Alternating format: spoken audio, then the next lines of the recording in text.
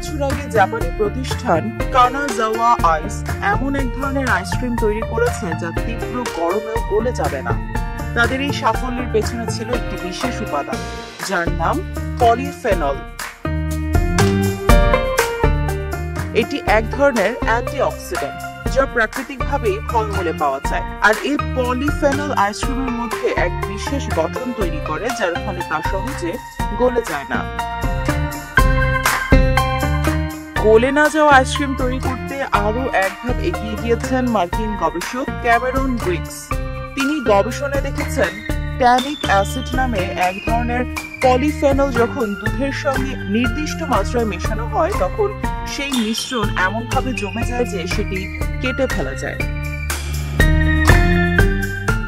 মাইক্রোস্কোপে দেখা যায় এই অ্যাসিড দুধের প্রোটিন ও চর্বির কণার সঙ্গে মিলে এমন এক নেটওয়ার্ক তৈরি করে যা গলে যাওয়ার পরও চর্বিকে নিচে পড়ে যেতে দেয় না, অর্থাৎ আইসক্রিম গলেও তার রূপ নষ্ট হয় না। এইটিকে জাদু ভাবার সুযোগ নেই। এই প্রক্রিয়ায় সময়ের সঙ্গে সঙ্গে আইসক্রিম পুডিংয়ের মতো ঘন হয়ে যায়, কিন্তু ঠান্ডা রাখার জন্য ফ্রিজের প্রয়োজন হয়।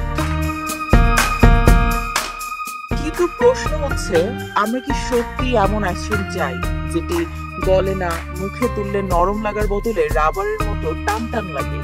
আইসক্রিমের মজা বোধ হয় অনেকটাই তার গলে যাওয়ার অভিজ্ঞতার সঙ্গে যুক্ত। তবে দীর্ঘ পথে পরিবহন বা গরম পরিবেশে সংরক্ষণের জন্য এমন প্রযুক্তি নিঃসন্দেহে উপকারী হতে পারে।